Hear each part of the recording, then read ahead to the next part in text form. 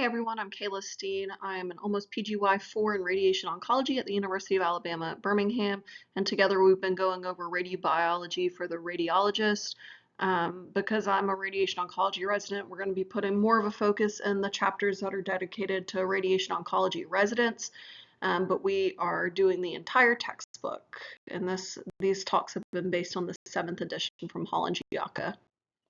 So a little about me. I'm a current PGY3 at UAB. Will be a PGY4 in July of 2026. I earned my PhD in molecular biology with a focus in cancer epigenetics from UAB in 2019 before deciding to go to medical school. And I used to teach and tutor advanced molecular genetics while I was in graduate school. So I love the molecular biology side of things. What the ABR says we need to know. They provide this checklist of topics that should be known for the board exam. The first half chapter or sections 1 through 5 are for both radiology and radiation oncology residents, while the last 5 topics are more so for the radiation oncology residents, and that is the part 2 section of the Hall and Giaccia textbook. So here's the table of contents of section 1 of the textbook. Again, these are the topics for both radiology and radiation oncology residents. Today we'll be covering 3 chapters from the textbook that all seem to go pretty well together: radiation carcinogenesis, heritable effects of radiation, and then effects of radiation on the embryo and fetus. So let's jump right in, talking about deterministic versus stochastic effects. I feel like there are a decent amount of questions based on this topic alone. So a deterministic effect is when the severity increases with dose. So there's some practical threshold, and then the probability of occurrence increases with dose. So think about radiation-induced cataracts, which will be our next topic after this lecture, and then late tissue fibrosis. So it's a continuous variable. So there's going to be some threshold dose where the probability of harm increases rapidly with dose to 100%. And above that threshold, the severity of the harm also increases with dose. Just thinking about late tissue fibrosis, we know that increased doses over a normal fractionated period of radiation is going to cause more late effects. That's a deterministic effect versus stochastic effects. So the severity is independent of dose. So there's no threshold. The probability of occurrence increases with dose, so cancer, but it's a binary outcome. You either develop cancer or you don't develop cancer. You can't say that there's some magical dose of radiation that is going to result in a secondary cancer. So let's talk about those radiation-induced cancers. So skin cancer and leukemia, these were common in early X-ray workers who worked around accelerators. So this was before it was known that you needed to have protection on when dealing with X-rays. You think about the dentists who used to hold the X-ray developing film in a patient's mouth, and then they developed skin cancers on their fingertips from holding that X-ray film in patients' mouths. And then we talk about lung cancer. So these miners who dug out ore from which radium was extracted, and then, all this turns into particulate matter. People are breathing this in. They're developing lung cancers. Uranium miners, there's a buildup of radon gas coming from the ground. So if you got workers that are working in mines, they're just going to be more exposed to this radon gas that generates intense alpha radiation. Bone tumors, so radium paint that was used on watch dials. The story is that these people who would paint watch dials using radium-based paint, they would lick the paintbrush, dip it into the paint, lick the paintbrush, dip it into the paint to hand paint these watch dials. And then the radium is in the same group as calcium on a periodic table, and so it was incorporated into the bone, and it would emit alpha radiation. Also thinking about radium salts that were used for the treatment of tuberculosis or ankylosing spondylitis, also leading to bone tumors. And then as far as liver tumors go, there was thorotrast contrast, and this was radioactive thorium, and it preferentially deposited in the liver, producing alpha radiation to the liver. So let's talk about the latent period. So this is the time interval between irradiation and the development of a secondary malignancy. Leukemia tends to have the shortest latent period, with a peak about 5 to 7 years seen in survivors of Hiroshima and Nagasaki. Solid tumors tend to have a longer latency of 10 to 60 years or more. We've learned that the concept of a fixed time interval has been replaced by a combination of age at exposure and time since exposure. We'll talk about that a little bit more. So assessing the risk, the absolute risk model states that, radiation induces a crop of cancers over and above the natural incidence unrelated to it. Versus the relative risk models, that assumes that the effect of radiation is to increase the natural incidence at all ages subsequent to exposure by a given factor. So this is going to predict a large number of radiation-induced cancers in old age. So, the older you are, the more likely it's been that you've been exposed to something that's going to induce a cancer. Then there's also the time-independent relative risk model. And there's an excess of incidence of cancer that's assumed to be a function of dose, square of the dose, age at exposure, and time since exposure. So this is all, relative risk, but it's taking into consideration a lot of factors. So let's talk about some radiation-induced cancer in human populations. Leukemia, so AML and CML are types chiefly responsible for excess incidence observed in irradiated adults. This follows the linear quadratic model, which means the risk per unit of dose at 1 sievert is about 3 times greater than at 0.1 sievert, right? Because it is the linear quadratic model. So you see big changes when you move the decimal point. Next, we have thyroid cancer with high sensitivity, at least in children. So kids who got x-rays for an enlarged thymus, kids treated for diseases of the tonsils and nasopharynx, kids epilated with x-rays for tinea capitis, which used to be a thing. So kids that had really, really bad tinea capitis, they would actually get treated with x-rays and it would make their hair fall out. And then pediatric cancers as well. Breast cancer, so females who got lung fluoro for TB, right? The lung fluoroscopy field includes the breast.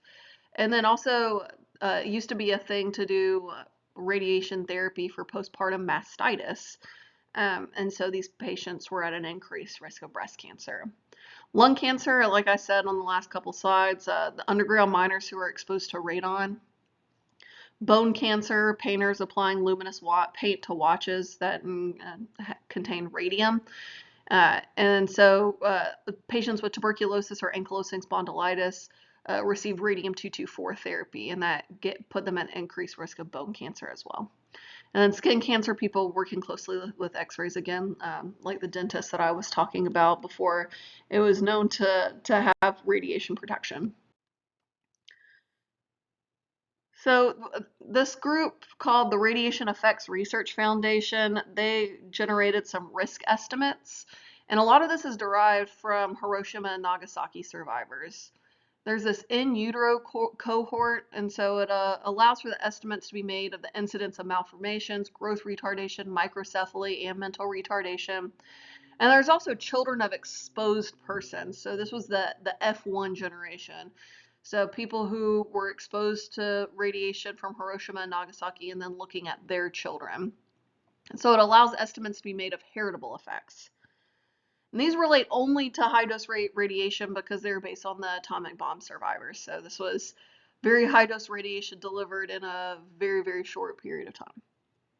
So we talk about dose and dose rate effectiveness factor, DDREF, and this is a factor by which radiation cancer risk observed after large acute doses should be reduced when the radiation is delivered at low dose rate or in a series of small dose fractions, right? And we've already sort of talked a little bit about how dose rate's really going to affect, the sensitivity of cells.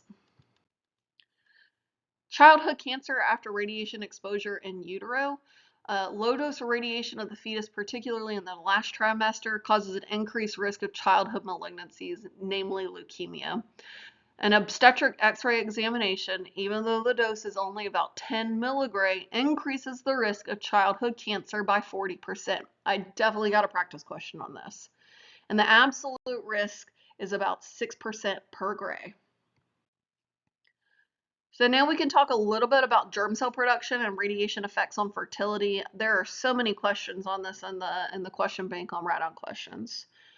So talking about male mammals, so the division of a spermatogonium to the development of mature sperm involves a period of about 10 weeks in the human.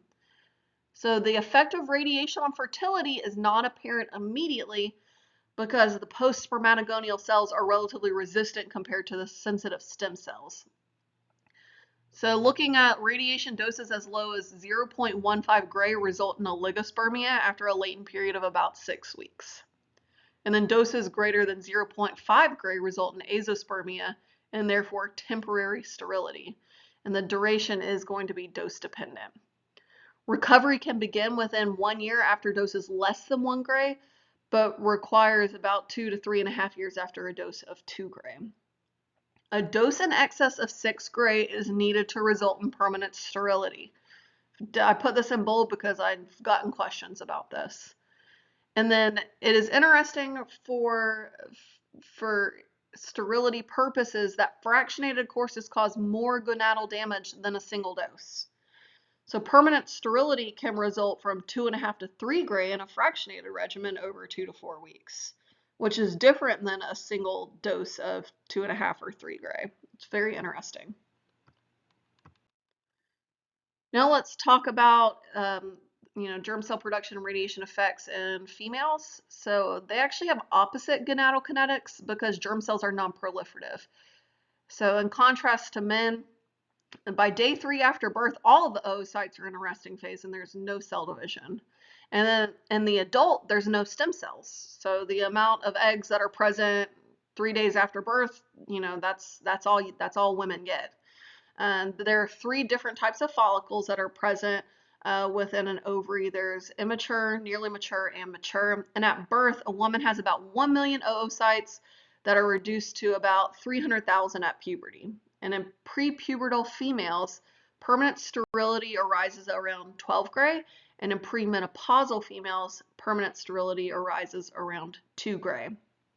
And again, this is one of those concepts that's in bold because I've gotten a lot of practice questions on this. So let's go into a little basic genetics refresher. It might have been a while since y'all have seen genetics.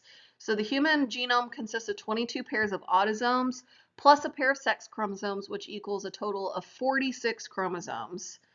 And this is about 6 times 10 to the 9th base pairs of DNA. And then the total number of protein coding genes ranges from 25,000 to 50,000. Much of the untranslated DNA consists of introns, which reside between translated exons. Remember, there's the whole splicing that takes place, mRNA splicing, where the introns are removed from the exons. Exons are spliced together to form the protein of interest. So untranslated DNA is also going to be involved in gene regulation and RNA polymerase attachment. This is going to be the site where transcription factors bind, enhancers are located. So they're not actually coding for any sort of protein, but they're going to be important binding sites that promote transcriptional regulation. Autosomes are homologous, so they're the same genes, same sequence, while sex chromosomes are heterologous if a male. So the X chromosome is significantly larger than the Y chromosome. So obviously those are not going to contain the same genes, same sequence. Now let's talk about mutations. So there's some different types of mutations. Heritable diseases may result when mutations occur in the germ cells of parents and they're transmitted to the progeny. So as far as Mendelian genetics are concerned, an autosomal dominant heritable disease, you only need 1 copy of the affected gene. Autosomal recessive, you need 2 copies of the affected gene in order to have that phenotype.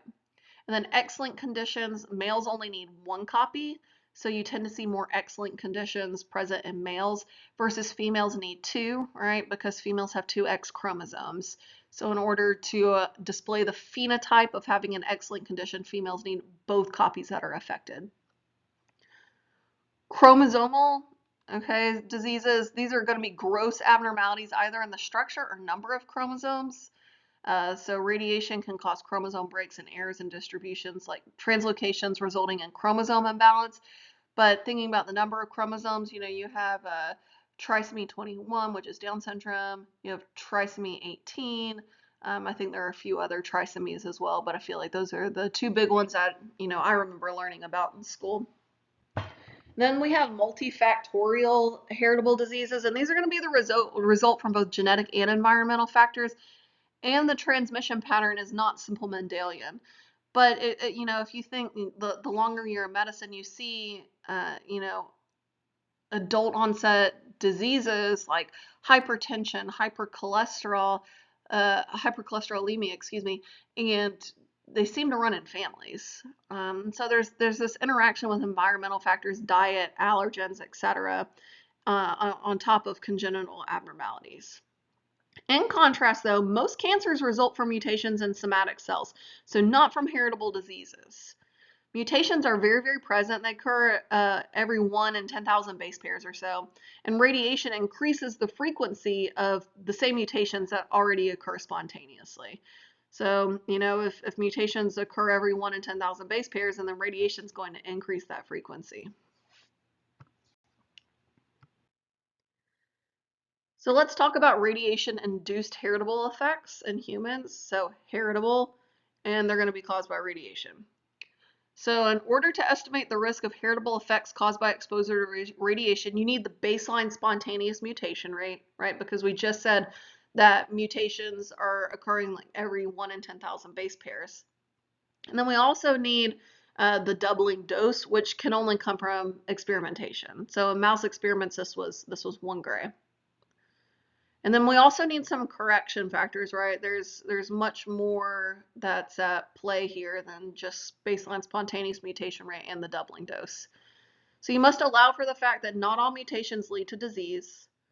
Okay, so there's this mutation component, and it varies for different classes of heritable disease. So the mutation component is about 0.3 for autosomal dominant and X-linked diseases, and it's close to 0 for autosomal recessive diseases, and then about 0.01 to 0.02 for chronic multifactorial diseases. And then there's 7 specific locus mutations used to assess the doubling dose in this mega mouse project that aren't representative of the spectrum of inducible heritable diseases in humans. Like, that's just not the same. The human genome is much larger. And there's only about 15 to 30% of genes that may be responsive to induced mutations that are potentially recoverable in live births. So it's really kind of hard to estimate this. So most of the work on mutations and all this math is based on children of A-bomb survivors. They're just the largest cohort of individuals that all got exposed to a relatively known amount of radiation. And so work on the A-bomb survivors has shown that the doubling dose, or the dose required to double the spontaneous mutation rate for the human, is about 2 sieverts. And this is subject to considerable uncertainties. Okay, so it's estimated that the lower limit is about 1 sievert required to double the spontaneous mutation rate, and it's an indeterminate upper limit. We just don't really know what that upper limit is. And the dose limit of radiation workers, sorry for the typo there, is a maximum of 50 millisieverts per year. And this is based entirely on Drosophila work, which is the fruit fly. So the dose limit of radiation workers is based on research on fruit flies.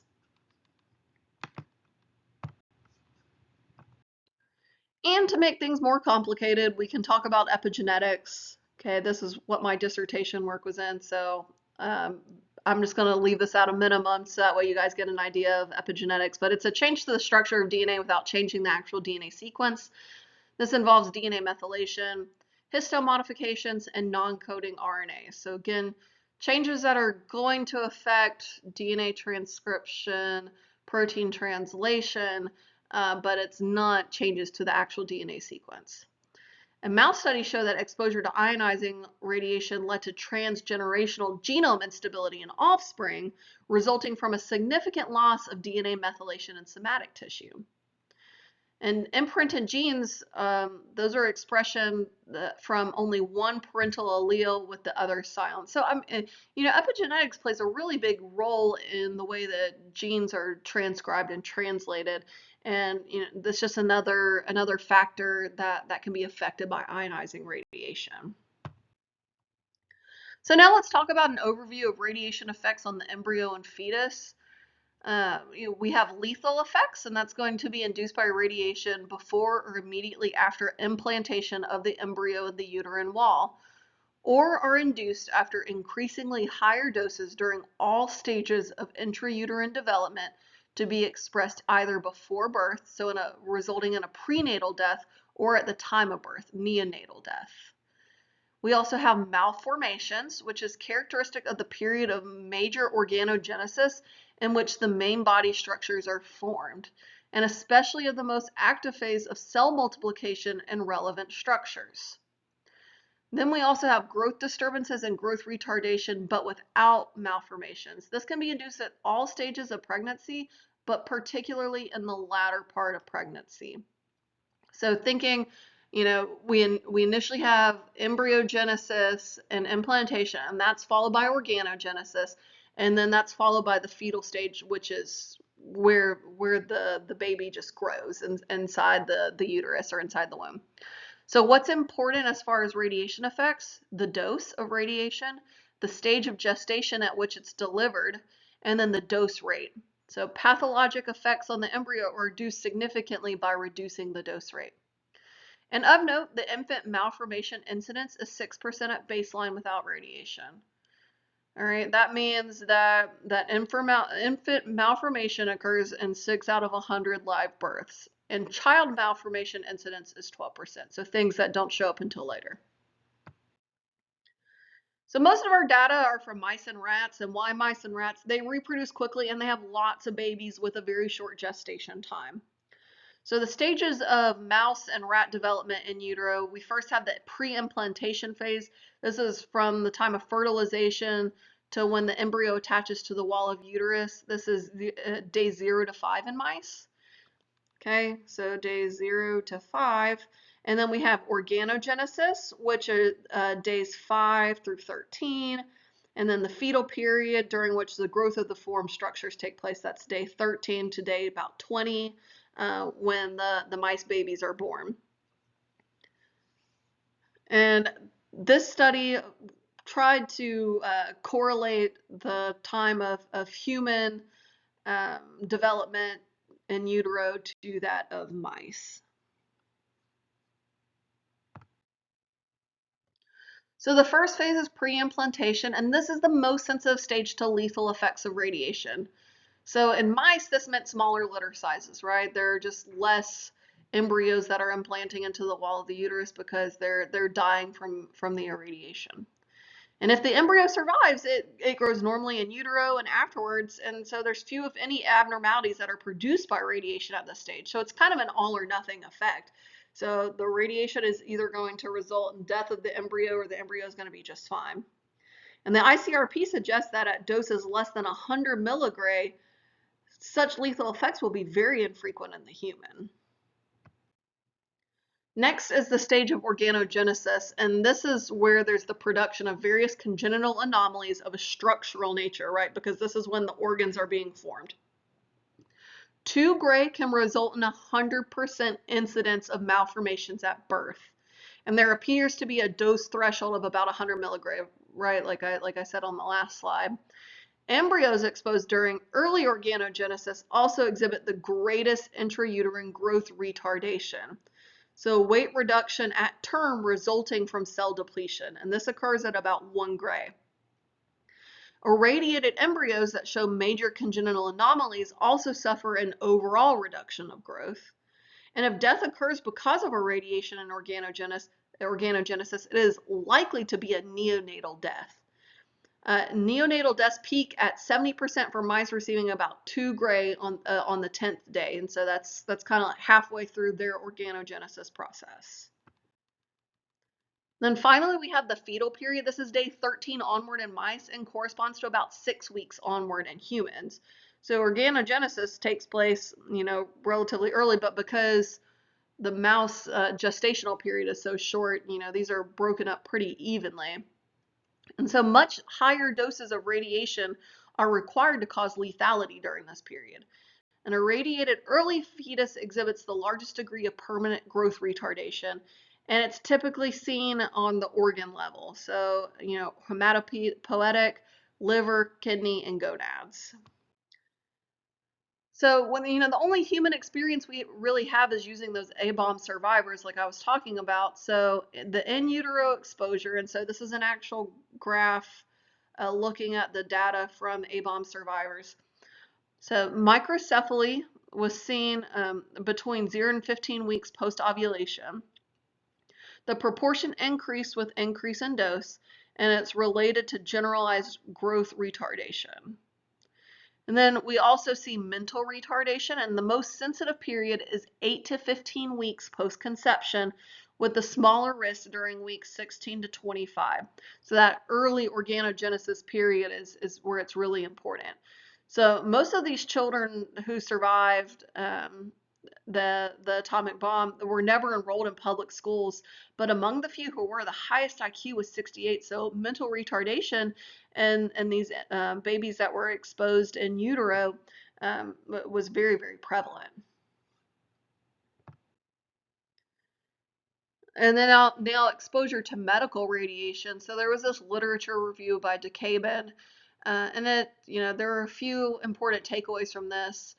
The first being that greater than 2.5 gray delivered to the human embryo before 2 to 3 weeks of gestation are not likely to produce severe abnormalities in most children born, but a considerable number of embryos may be resorbed or aborted. So you're not going to see significant abnormalities before this 2 to 3 weeks of gestation, but there's a lot of lethality. So like I said, it's an all or nothing effect. So either the baby continues the embryo doesn't die, the baby grows in utero normally, born normally without severe abnormalities, or the embryo is resorbed or aborted. Irradiation between 4 to 11 weeks gestation would lead to severe abnormalities of many organs in most children. And then irradiation between weeks 11 to 16 of gestation may produce a few eye, skeletal, and genital organ abnormalities, stunted growth, microcephaly, and mental retardation. And then irradiation of the fetus between weeks 16 to 25 of gestation may lead to a mild degree of microcephaly, mental retardation, and stunting of growth. And then irradiation after 30 weeks gestation is not likely to produce gross structural abnormalities, right? Like all the structures have already been formed by 30 weeks gestation, but it could lead to some functional disabilities. So I created this timeline just for reference. So it's truly during the second trimester is when embryos are most sensitive, or fetuses are most sensitive to radiation exposure. So readily measurable damage can be observed at doses less than 0.1 gray delivered at sensitive stages of gestation, right? So we're talking the second trimester. The principal abnormalities produced by radiation are almost certainly the consequence of damage to many cells. So this is, like I said, the deterministic effect. So it's all about the dose that is received. So cancer in childhood after irradiation in utero. So we've talked about the in utero effects, but let's talk about these children who are exposed in utero and their incidence of childhood cancers. So there was this Oxford survey of childhood cancers in the 1950s, and it suggested an association between the risk of cancer, principally leukemia up to 15 years of age, and exposure to in utero with diagnostic x-rays. And then this follow-up in 1997 by Dahl and Wakeford concluded that low-dose irradiation in utero caused increased risk of childhood malignancies. And most data refer to exposure in the third trimester. Remember what I was saying, exposure in the early period, the embryo period, pre-implantation, it's either, the baby gets resorbed or aborted, or the baby is fine when it's born. And then the second trimester is when organogenesis is really affected by radiation. But in the third trimester, all the organs are formed. It's truly a growth period for the fetus to be, just to store nutrients. So irradiation in utero during this third trimester shows an increased risk of childhood malignancies. So an obstetric x-ray exam results in a 40% increase in the risk of childhood cancer over the spontaneous level. And radiation doses of around 10 milligray increase this risk. The excess absolute risk is going to be about 6% per gray. And these risks are estimates are highly uncertain, but they're definitely not zero. There is certainly a direct correlation between in utero radiation exposure in the third trimester and childhood cancer. So now let's talk about occupational exposure of women. So the NCRP report 116, the monthly limit of 0.5 millisieverts to the embryo or fetus once pregnancy is declared. So before someone says that they're pregnant, you know they don't have a monthly limit. But in the case of larger, administering a larger dose of radiation to the pelvis, just do a pregnancy test. If the patient is of childbearing age and she is a female, then just do a pregnancy test before delivering any amount of radiation to the pelvis.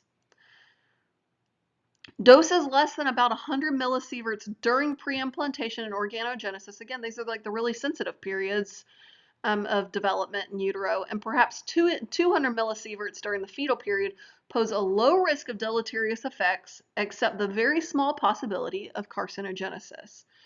So even though these are very, very low doses as far as in utero exposure is concerned, there's still an increased risk of childhood carcinogenesis. And so that's all I have for you guys on these 3 chapters. I kind of watered these down a little bit. I didn't feel like they were quite as high yield, but still some very, very important topics in this talk.